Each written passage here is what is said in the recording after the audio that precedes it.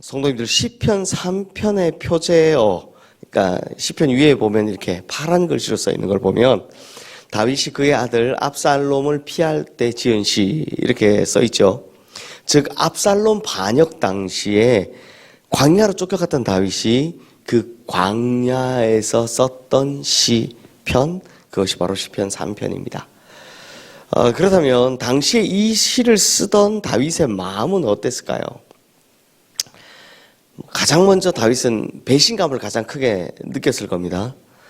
믿었던 아들에 대한 배신감. 그리고 그토록 잘해줬음에도 지금 압살롬 편에 죄다 서 있는 자기 신하들에 대한 배신감.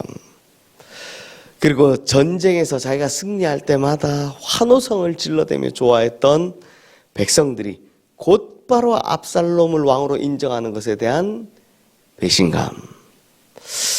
이런 버림받음과 배신감에 얼마나 서러웠던지 그 서러운 마음을 다윗은 시편 3편의 첫 시작에서 이렇게 표현을 합니다. 우리 1절 말씀 함께 읽겠습니다. 여호와여 나의 대적이 어찌 그리 많은지요 일어나 나를 치는 자가 많으니이다. 근데 성도님들 이럴 때는 좀 누군가에게 따뜻한 위로를 받아도 시원찮을 판인데 이번에는 오히려 송곳 같은 말로 다윗의 가슴을 찔러대는 사람이 나옵니다. 사무엘하 16장 5절 이하에 보면 한참을 도망가던 다윗이 바후림이라는 곳에 이르렀을 때 시므이라는 사람이 등장합니다. 이 사람이 사울의 친족이니까, 원래 사울의 친족이니까 평소부터 다윗에게 맺힌 게 얼마나 많았겠습니까? 그러다 보니 이 시므이가 처절하면서 급박한 마음으로 도망가는 다윗을 향해 돌을 던지고 소리를 지르면서 이런 저주의 이야기를 퍼붓습니다. 사무엘하 16장 7절 8절 말씀인데요. 네, 피 흘린 자여 사악한 자여 가거라 가거라. 사울의 족속의 모든 피를 여호와께서 내게로 돌리셨도다.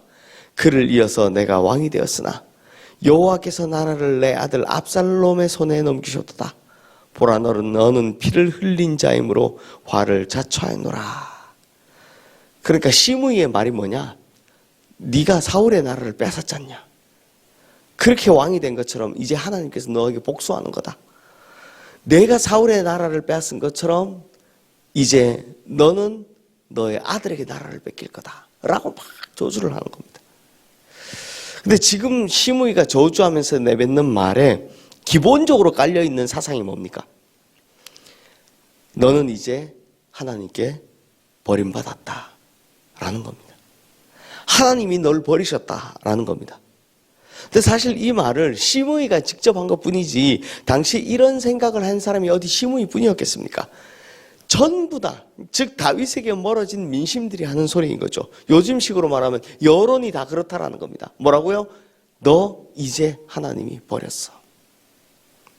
이 말에 다윗이 속이 상당히 많이 상한 듯합니다.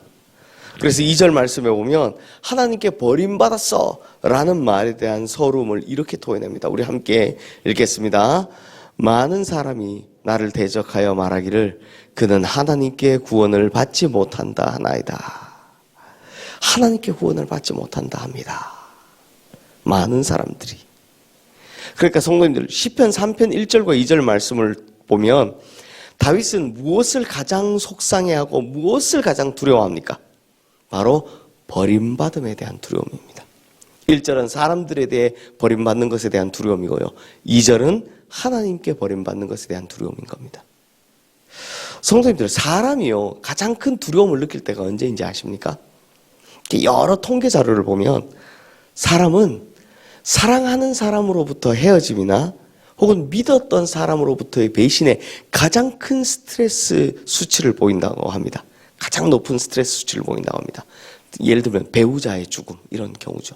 가장 높은 스트레스 수치를 보인다고 합니다.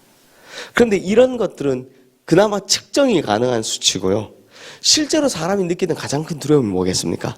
하나님께 버림받았을 때 느끼는 두려움, 괴로움입니다. 이 사람에게 버림받는 것은 상황이나 또 사람에 따라서 조금씩 다르게 반응하지만 하나님께 버림받았다는 것은 어떤 사람이든 간에 다 두려워하게 됩니다. 심지어 믿지 않는 사람도 하나님 너 버렸어. 이 말은 굉장히 두려워합니다. 싫어합니다. 심지어 이게 얼마나 힘드냐면 예수님께서도 십자가 위에서 뭐라고 합니까? 엘리 엘리 라마 사박다니 나의 하나님 어찌하여 나를 버리셨나이까 라고 외치실 때 두려웠던 겁니다.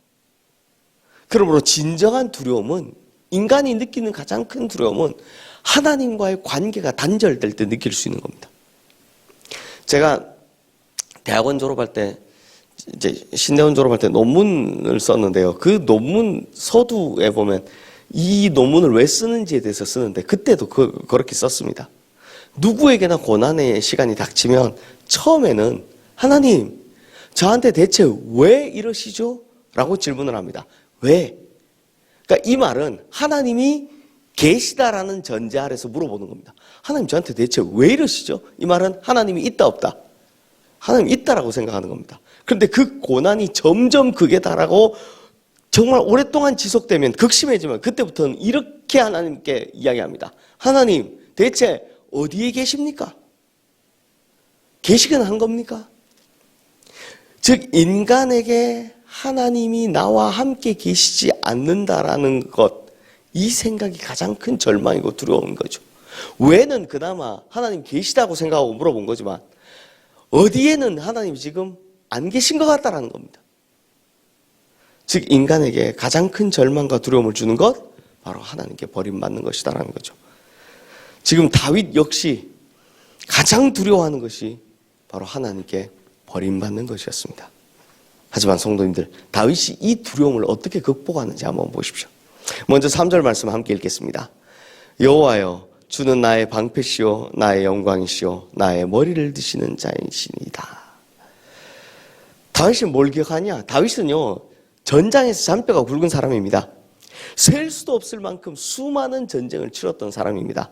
그러니 이 당시에 칼 들고 창 들고 방패 들고 싸우는 이 당시에 얼마나 많은 위기를 겪었겠습니까? 부딪히며 싸우는 그 순간에. 하지만 그렇게도 많고 그렇게도 험했던 그 위기의 순간들마다 하나님께서는 늘 방패처럼 자기를 지켜주셨다는 이야기입니다. 그런데 성도님들, 이 시편 3편은요, 죄송합니다, 압살롬의 반역 사건이 다 끝나고 쓴 시편이 아닙니다. 이 시편은 지금 쫓겨온 광야에서 쓰고 있는 시편입니다. 그러니 다윗의 이 고백이 뭡니까? 하나님 이번에도 날 지켜주셨네요 라는 과거형이 아닙니다. 미래형이죠. 지금까지 전장에서마다 나를 지켜주셨던 하나님, 위기의 순간마다 나를 지켜주셨던 하나님, 이번에도 지켜주실 줄 믿습니다 라는 믿음의 고백을 하고 있는 겁니다. 과거를 통해 미래를 보는 겁니다. 그리고 3절 말씀 후반부에 이렇게 확신하고 있습니다. 여호와는 나의 영광이시요 나의 머리를 드시는 자이시니이다. 다윗은요, 원래 출신이 양치기 목동이었습니다. 왕가의 혈통이 아니었습니다. 게다가 심지어 부모로부터도 버림받은 사람이었습니다. 즉 왕이 될 자격이라고는 하나도 갖춘 것이 없던 사람, 8명의 형제 중에 말째, 심지어 아버지가 쳐다도 보지도 않게 양치로 보냈던 아들. 하지만 사람의 힘으로 될 수 없었으나 하나님께서 그를 왕이라는 이 영광스러운 자리에 앉히셨다는 겁니다. 그러니 지금은 자기가 머리를 가리고 맨발로 울며 광야길을 나섰지만 그때도 자기 머리를 드셨던 것처럼 결국 하나님께서 내 가린 머리를 들어주실 것임을 믿습니다. 내 눈물을 닦아주시고 기쁨의 관을 씌워주실 것을 믿습니다 라고 고백하는 겁니다. 옛날에 목동이었던 자기를, 아무것도 아닌 자기를 하나님께서 왕으로 올려주신 것처럼 이번에도 지금 자기는 머리를 가리고 가고 있지만 하나님께서 자기의 머리를 들어주실 줄로 믿습니다. 이렇게 고백하는 겁니다. 과거를 통해 미래를 계산하는 거죠. 이런 믿음이 있었기에 다윗은 여호와께서 부르실 때 응답하실 걸 확신하는 겁니다. 4절 말씀도 우리 함께 읽겠습니다. 내가 나의 목소리로 여호와께 부르짖으니 그의 성산에서 응답하시는도다 셀라. 그러니까 지금까지 그 모진 어려움과 환난에서 기도할 때마다 하나님께서는 응답해 주셨으니까 이번에도 자신의 기도에 응답해 주실 것을 믿습니다. 라는 겁니다. 이게 믿음입니다. 그래서 하나님은 나를 붙드실 거라고 고백하는 거죠. 5절 말씀도 보십시오. 이 5절 말씀 참 재밌습니다. 같이 한번 읽어보겠습니다. 내가 누워 자고 깨었으니 여호와께서 나를 붙드심이로다. 자, 성도님들, 이 5절 말씀이 시편 3편을 대표하는 말씀입니다. 자, 지금 도피 중이잖아요. 그러니까 궁궐에서처럼 자기를 지켜주는 강력한 근위대, 친위병 없습니다. 그리고 자기를 보호해주던 든든한 성벽도 없습니다. 그냥 광야의 맨바닥에 자고 있는 겁니다. 그런데 하나님께서 지켜주셔서 지난밤도 잘 자고 지금 아침에 잘 일어났습니다. 이 고백을 하는 겁니다. 목동 시절 사자와 곰과 싸우던 때에도 나를 지켜주셨고, 그렇게 사울 왕이 쫓아오던 그 시절에도 언제나 어디서든 한결같이 나를 지켜주셨던 하나님, 그 하나님께서도 어젯밤에 친위대가 있든 없든 성벽이 있든 없든 그렇게 잘 지켜주셔서 이렇게 잘 자고 일어났으니 앞으로도 지켜주실 것을 믿습니다 라는 겁니다. 그래서 이 시편 3편을 아침 시편이라고 부릅니다. 시편 3편의 별명이 아침 시편입니다. 잘 자고 일어났습니다 이런 시편인 겁니다. 참고로 내일 우리가 보게 될 시편 4편은 저녁 시편입니다. 잘 자겠습니다 이런 저녁 시편이고요. 아침 시편이라고 합니다. 그러므로 성도님들, 다윗은요, 이 자세히 보면 이 고난을 통해 찾아온 두려움, 심지어 하나님께 버림받은 것 같은 두려움조차 다 사람들이 그렇게 이야기하니까, 하지만 자신에게 어떤 하나님을 통해 이 고난을 극복하고 있습니까? 어떤 하나님을 통해 이 두려움을 극복하고 있습니까? 간단합니다. 한결같은 하나님. 과거에 그러했듯이 앞으로도 그럴 것을 믿습니다. 이 고백이 시편 3편입니다. 한결같으신 하나님, 우리가 표현하기를 언제나 동일하신 하나님을 다시 한번 확증할 기회로 삼고 있는 겁니다. 하나님께서 나를 끝까지 붙드시는 분이시고, 끝까지라는 말은 진짜 끝까지 붙드신다는 겁니다. 또 나를 눈동자같이 살피시는 분이시라는 걸, 그리고 어떤 일이 있어도 절대 포기하지 않으시는 분이시라는 걸, 절대라는 말은 그 어떤 순간도 따로 구별되는 게 없습니다. 무조건이라는 말입니다. 그런 분이시라는 걸 오히려 이 험악한 고난과 두려움 속에서 이 쫓겨나온 광야에서 다시 한번 확증하고 있는 겁니다. 이게 믿음인 겁니다.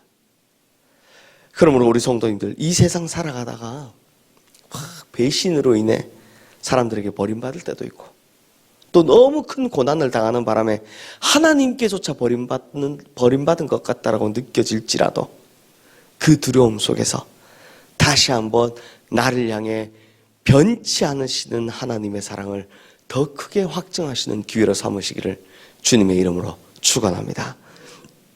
사랑하는 성도님들, 하나님은 절대로 우리를 버리지 않으시는 분이시고 절대 변치 않으시는 사랑의 하나님이심을 그 어떤 순간에도 꼭 믿으시기를 주님의 이름으로 축원합니다. 자, 이 시간 오늘 주신 말씀 기억하며 우리 함께 기도하겠습니다.